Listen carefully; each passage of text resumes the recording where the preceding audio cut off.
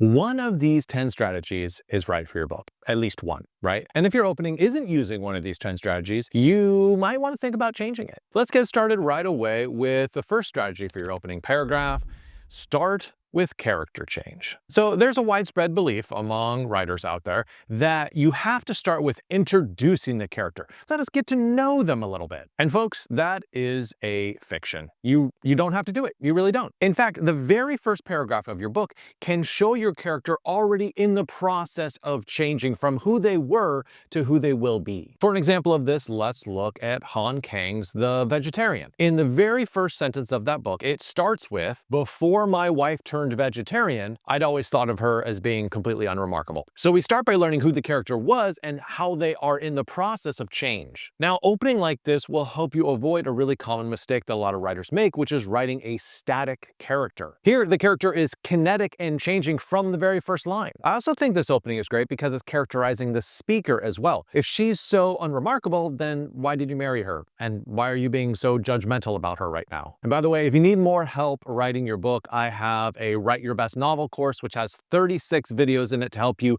with the beginning, middle, and end of your book. And there are a ton of great testimonials for this course, including this one, which says, "I take a lot of writing courses, which tend to repeat the same things, yet so much of the advice in this course was completely new and valuable." Anyway, check that out. I'll put the link in the description. The second strategy for your opening paragraph is to start with a relationship. It's almost always a good idea to start with a relationship between two people. Why? Because when you have two people, there's all this possibility for conflict and for tension, and we're wondering about what their relationship is like and how it's going to change. For an example of this, let's look at Susan Chess' book, Trust Exercise. So here we have two 15-year-olds, David and Sarah, and they are in a romantic relationship. This is a great way to start your book because now the reader's wondering, what's going to happen with this couple? Are they going to get more serious? Are they going to break up? Is somebody going to cheat on the other one? But what else is good about this opening paragraph is it establishes a problem right away. They don't have a car, right? They don't have transportation. And so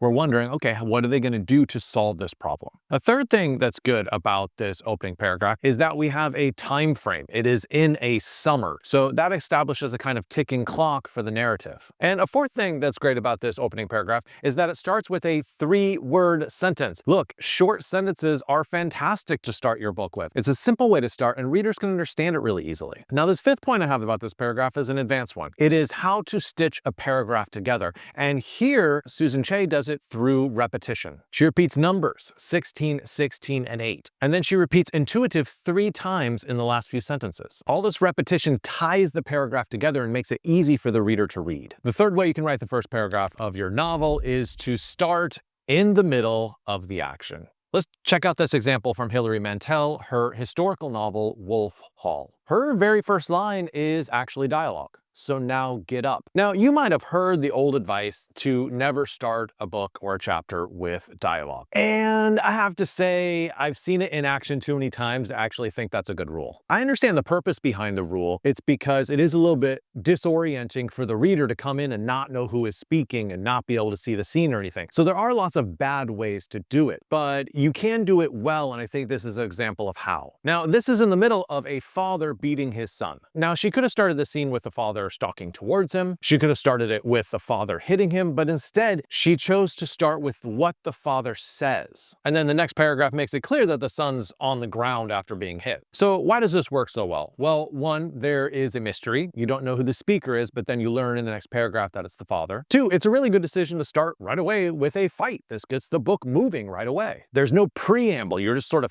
catapulted into the action. 3, Mantel does a wonderful job upping the stakes with that last sentence. It's life and death. One good blow in this position could kill him. And 4, she does a great job with upping the tension in this first section. He is looking toward the gate, hoping someone's going to arrive. So of course the reader's thinking like, is someone going to arrive to help him? They want to keep reading to see if help will arrive. A fourth incredible strategy to write the first paragraph of your book is to start with your book's essence. So when book beginnings fail, it's often because the author wanted to start with a little bit of introduction. They want a little preamble, they want a little foreplay. But a lot of the time, not all the time, a lot of the time that is a mistake and you need to start closer to the action. Look at the book Under the Skin by Michel Faber. So what is this book about? This is a book about a woman picking up hitchhikers to do unspeakable things to them. Okay, so what does the first paragraph look like? You think it might be like setting the scene, letting us get to know the environment or the setting or the character? No,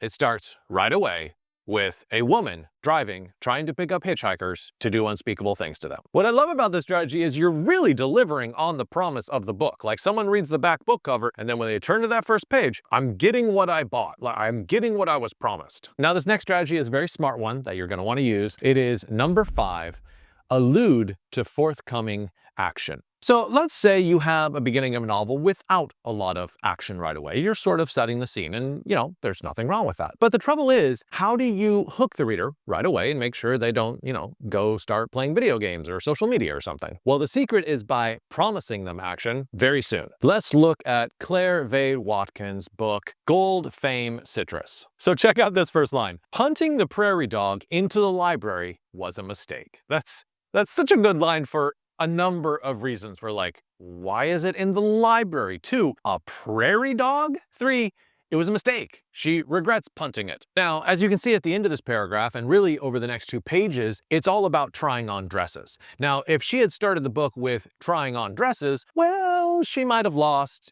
some of the audience. But instead, by promising, oh, I'm gonna punt a prairie dog, and then talking about trying on dresses, and then getting to the scene where the prairie dog is punted, she kept the reader on the line, the reader kept reading, and got to that intriguing, weird, pivotal scene that starts the novel. All it took was 2 sentences to hook us. 2 sentences to describe that prairie dog, and then 2 pages of dresses, and then delivers on the prairie dog promise. It's a very easy strategy to follow. If your first action is on page 3 or page 4 or page 5, allude to it in the very first sentence of your book. It will keep readers on the hook until they reach that first action. I am wary to give you this next piece of advice because honestly, it gets misused so often. But against my better judgment, here is number 6.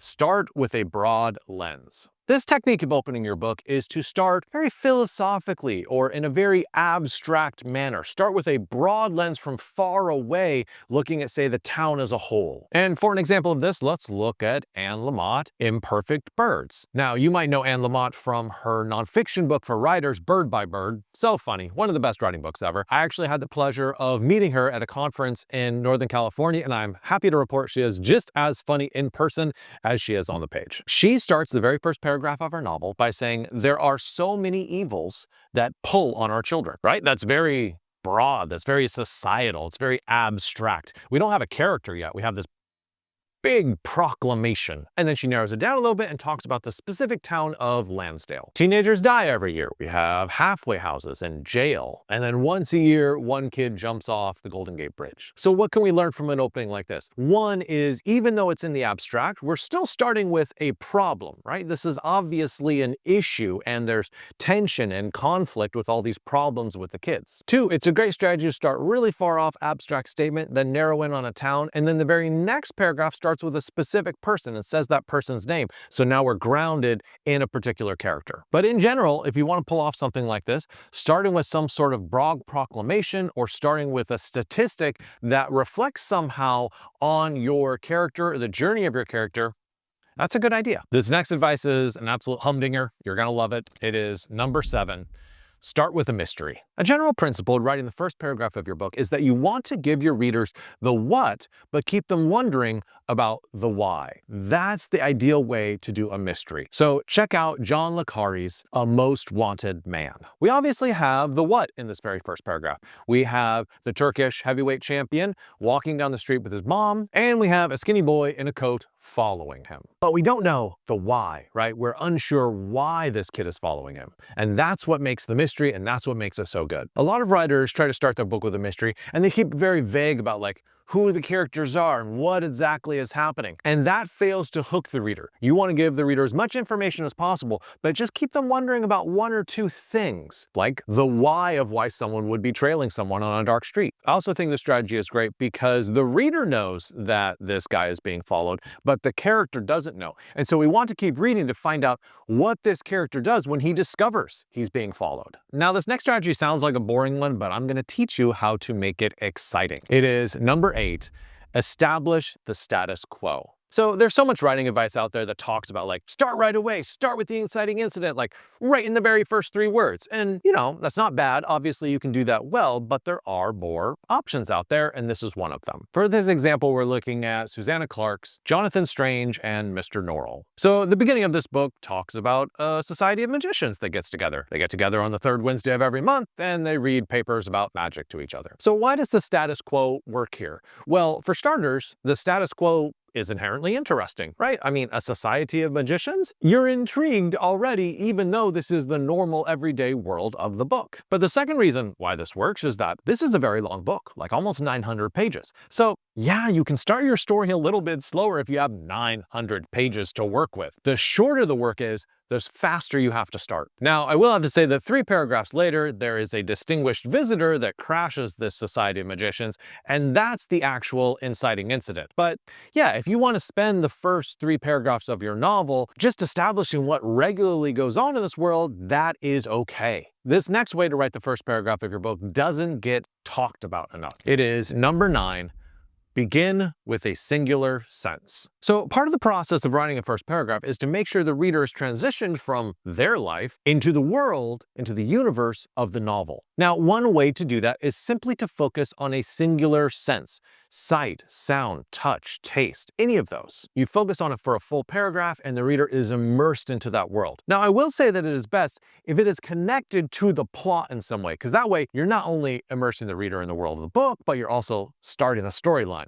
But, if you can't do that, sometimes a sense alone can work. Check out Suite Française by Irene Nemirovsky. This is a paragraph that starts with temperature, but focuses mainly on sound, the sound of air raid sirens going off, the hum of the sirens, the wailing of the sirens, and what happens to people when they hear these sirens go off. It's great because we get danger right from the get-go. It's great because we can literally hear the sirens with these characters, and it's great because we're worried for these people. What's going to happen to them? And the 10th and final first paragraph strategy is begin with a voice. Here is a secret. Readers will forgive almost all the mistakes in your book as long as you make them enchanted and entranced with a character's voice. Let's look at Philip Meyer's The Sun, which is one of the best Western novels I've ever read in my life. Listen to the sound of this old guy speaking. It was prophesied I would live to see 100, and having achieved that age, I see no reason to doubt it. I love the fact that in this whole paragraph, he doesn't use contractions. I love the fact that he's using this old-timey language like prophesied and scalped and fouling. And I really like his very matter-of-fact tone. You can really picture who this guy is just by listening to the way he speaks. And sometimes that's enough. If you can hook a reader on the personality of a character who's talking, you honestly don't need much more to get them involved in the world of your novel and to make them want to read the whole thing. Hey, I hope that helps you write the first paragraph of your novel. And just remember, if you need more help, check out the link in the description to my course, Write Your Best Novel, or subscribe to all my courses with Bookfox Academy. Happy writing.